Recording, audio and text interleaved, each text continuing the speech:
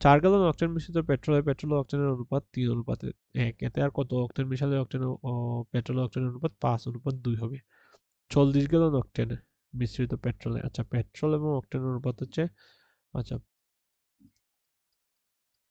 Petrol অনুপাত octane, octane সমান 3:2, sorry 3:1। আর মোট হচ্ছে 40 গ্যালন, আর অনুপাতের যোগফল 4, এটা 10 বার 40। ওকে, তাহলে 10 একে 10, 3 × 30। ওই মিশ্রণে, প্রথম মিশ্রণে 40 গ্যালনের যে মিশ্রণ আছে এটাতে পেট্রোল আছে 30 আর অকটেন আছে 10। এখন এটার মধ্যে বলছে কতটুকু অকটেন মিশালে, অকটেন মিশাতে হবে, অকটেন এই যে 10 গ্যালন যেটা আছে এটাতে মিশাতে হবে। কতটুকু অকটেন মিশালে এই নতুন অনুপাত হবে 5:2 হবে। তাহলে আমরা ধরি যে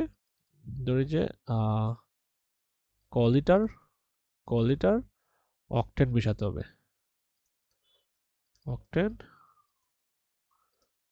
মেশাতে হবে। তাহলে প্রশ্ন মতে কি হয়, 30:10 যোগ ক সমান 5:2, বা উপরে 30 নিচে 10 যোগ ক সমান 5/2, বা 10 যোগ ক, ওয়েট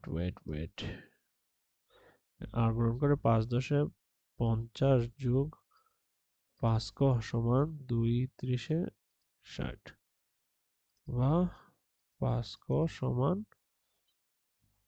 60 - 50 সমান 10, বা ক সমান 10/5 সমান 2 লিটার। এটাই উত্তর।